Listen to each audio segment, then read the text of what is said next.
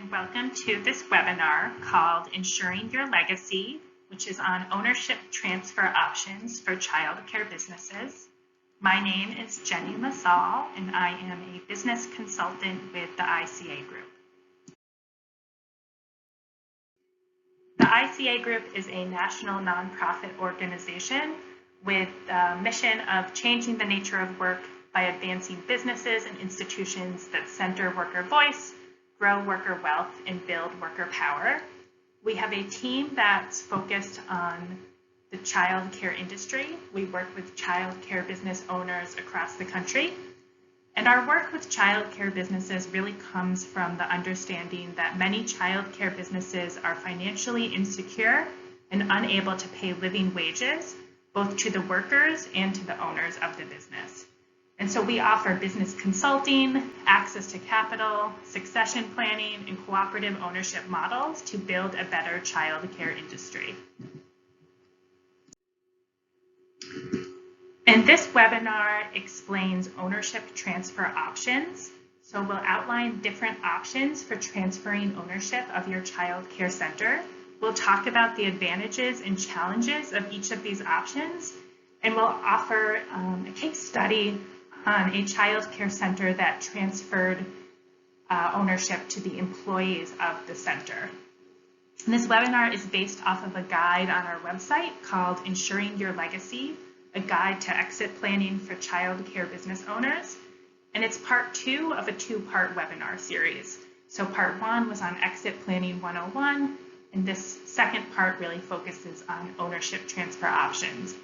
And you can access these other resources as well as other resources for child care business owners on our website at icagroup.org/childcare. And so I want to start with just naming some of the reasons why we think it's important to think about exit planning as a child care center owner. First, you've created jobs at your center, and exit planning can ensure that they exist after you leave. You've also provided care to families in your community. You're providing a really critical resource that's really challenging for many families to access. And so exit planning can ensure that that service continues after you leave the business. And finally, you've invested money into your business, and exit planning can ensure that you receive a fair return from the sale of your business. And I also just want to note that we really recognize that as center owners, you've poured your life into your business. It can be daunting to think about exiting the business. But we really think that developing an exit plan is essential to achieving the goals you've set for yourself and your business. And so exit planning is based on the premise that at some point, every business owner will leave their business. And by creating and executing an exit plan, business owners can transfer ownership of the business while assuring that their goals can be achieved during the transaction. So a typical exit plan includes the owner's target departure date from the business, their financial needs, a succession plan, who's going to own and manage the business after you've left, a preliminary valuation with the value of the business, and financial projections for the business's future performance. And so a successful plan is really about maintaining owner control during the process. So a successful plan maximizes the value of your business at the time of ownership transfer. It minimizes risk for you as an owner as well as for the business. And a successful exit plan also serves as a tool to maintain owner control throughout the transition process. So next, I want to talk about typical ownership transfer options for child care centers. So one option is selling your child care center to a large child care company or chain. These companies typically grow by acquiring existing centers. You could also sell your business to an owner-operator, which is an individual who would both own and operate the center. Management buyouts are one option, where key managers like a director or an assistant director purchase the business from the owner.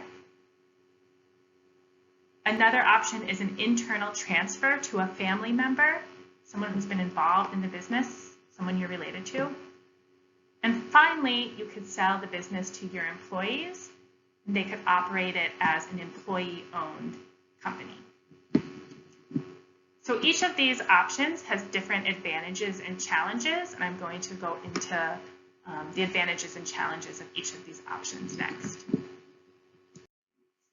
So in terms of the advantages of selling to a large childcare company or chain, these types of buyers can often finance the entire purchase, which helps owners cash out of the business at the time of sale. This also allows owners to exit on a faster timeline, and this option can generate the most money for the selling owner.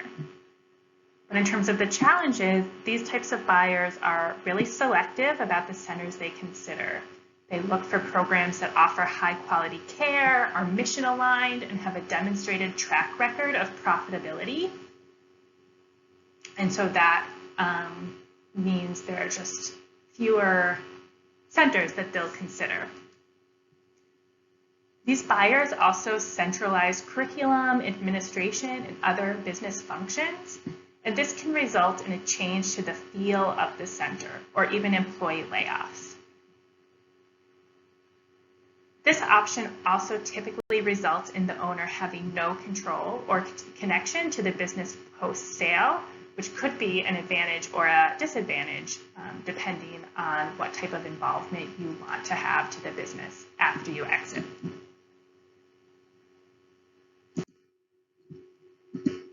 When it comes to selling to an owner-operator, selling to another local entrepreneur is a familiar option to many owners. And the new owner-operator can continue the business as is or bring new skills and energy to the business. One of the challenges is that this option likely requires seller financing, which means the buyer pays the seller in installments over time from the profits of the business, as opposed to the full price in cash at the time of sale. So seller financing increases risk for the selling owner, since the business must generate profits in the future in order to pay back the loan. But for many buyers, seller financing is really the main option for how they can finance the transaction. And similarly, with a sale to an owner-operator, it typically results in the owner having no control or connection to the business post-sale. With management buyouts, the buyers can maintain what is working well with the center's operations and culture. And another advantage is that buyers are more likely to know how the business works. Additionally, these buyers have relationships with families and staff, and that can create some continuity with the clients during the transfer. In terms of the challenges of this option, you as an owner might not receive as much money as in a sale to a third party, and this option will also likely require seller financing.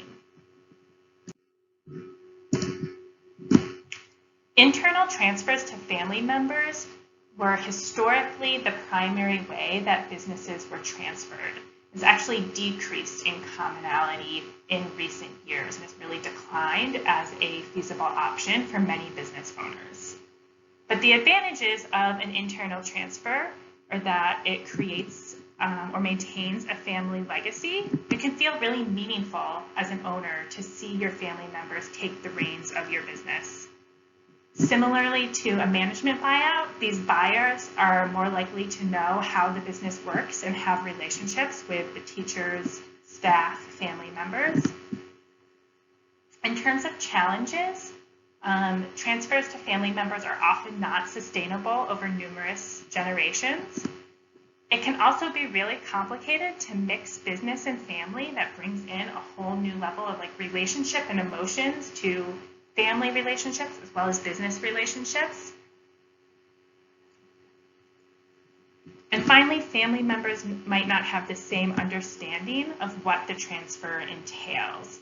So it really requires a lot of proactive communication between family members to make sure you're on the same page. And again, like management buyouts, like sale to an owner-operator, this option also likely requires seller financing. And finally, I want to talk about a sale to employees, where the employees of the company take over ownership and operate the business as a worker-owned company. So in terms of the advantages of this option, it can really preserve the center's legacies and values.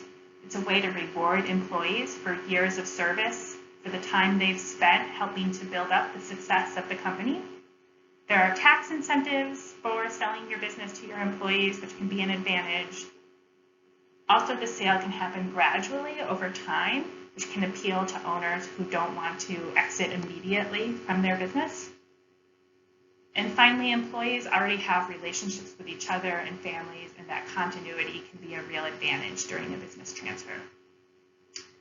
When it comes to the challenges of this model, with a sale to your employees, you might not receive as much money as in a sale to a third party, and this option also likely requires seller financing. So as you consider your ownership transfer options, your financial and mental readiness can also clarify what ownership transfer options make sense for your business. So when I talk about financial readiness, I mean your dependence on the sale of your business to meet your financial needs. So low financial readiness means you're highly dependent on the sale of your business. And high financial readiness means you're less dependent on the sale of your business to meet your financial needs. And when I talk about mental readiness, I mean your desire to move on from business responsibilities. So low mental readiness means you're not ready to give up involvement or responsibility, and higher mental readiness means you're pretty ready to get out of the day-to-day operations of the business. And so if you are really ready to get out, you have high mental readiness and high financial readiness, so you're not super dependent on the sale of your business to meet your financial needs. That's this top right quadrant. You could sell to an owner-operator, consider a management buyout, transfer to family members, or sell to your employees. Moving to the top left quadrant, if you're still not super dependent on the sale of your business to meet your financial needs, and you're not quite ready to give up responsibility of the business, you might consider an option that allows you to kind of have more ongoing relationship with the business after you leave. So a management buyout, a transfer to family members, or sale to your employees. If you have low financial readiness, so you are really dependent on the sale of your business to meet your financial needs, and you have low mental readiness, so you're not really quite ready to exit, that's this bottom left quadrant, it might make sense for you to stay with your business to help it grow, to maximize the value in the future, or to sell to your employees. And finally, if you have low financial readiness, so again, the kind of price you get for the business really goes a long way in meeting your financial goals and needs. And you also have high mental readiness, so you're really ready to get out of the business. That's this bottom right quadrant. Then it might make sense to consider a sale to a large company or chain where you can really maximize the price you get for the business, or a sale to an owner-operator. And so finally, I want to talk about an example of a child care center owner selling her business to her employees. This is a case study on the Rose Garden, which is a premier child care center in Buffalo, New York. It was founded by Judith Frislin in 2008. And as she thought about exiting the business, she decided she wanted to turn over the business to her employees to reward them for their work and increase their income through profit sharing, kind of recognizing the low wages that exist in the childcare industry, and that profit sharing from the center could improve their take-home pay. And so there's this quote from Judith where she talked about how her daughter worked at the center, but she really likes working collaboratively, and so she didn't want to own the business by herself. So a transfer to a family member wasn't feasible. Similarly, she thought that the culture of the center would be lost if she sold the business to a chain. And so she really felt that this transfer to employee ownership could help her realize her goals of preserving the feel of the center.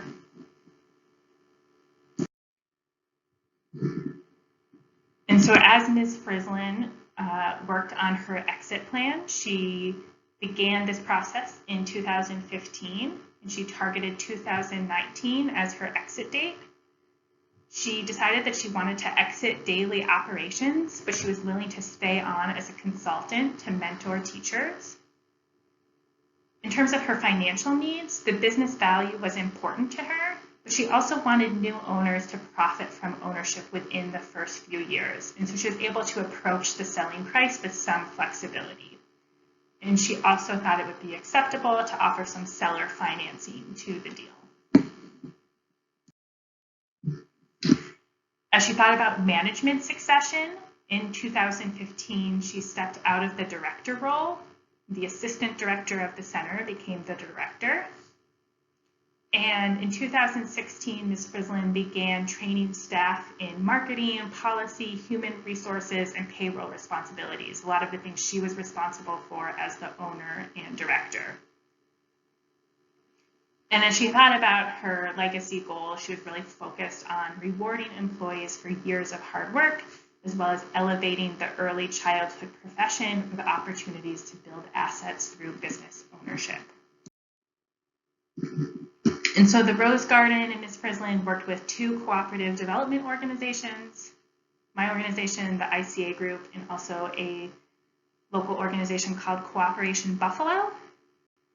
And 5 employees ended up purchasing the business in 2017 to operate as a worker cooperative. 70% of the financing for that transaction was secured through the working world and the financial cooperative. So these are lending institutions kind of geared towards lending to worker cooperatives. And leading up to the transfer, employees participated in training to build their skills and tools to successfully run the business without Ms. Frislin as the owner and director. And so with this transfer to employee ownership at the Rose Garden, the center ended up not needing to hire new staff to replace Ms. Frislin. Daily activities continued as usual, but employee owners kind of took on new roles in addition to their work as teachers. So they kind of took on the role that the owner had been playing around conducting tours, writing blog posts, doing other marketing, reviewing timesheets, and meeting with the director. So the story of the Rose Garden is just one example of how the ICA Group has helped a child care center think about exit planning and ownership transfer.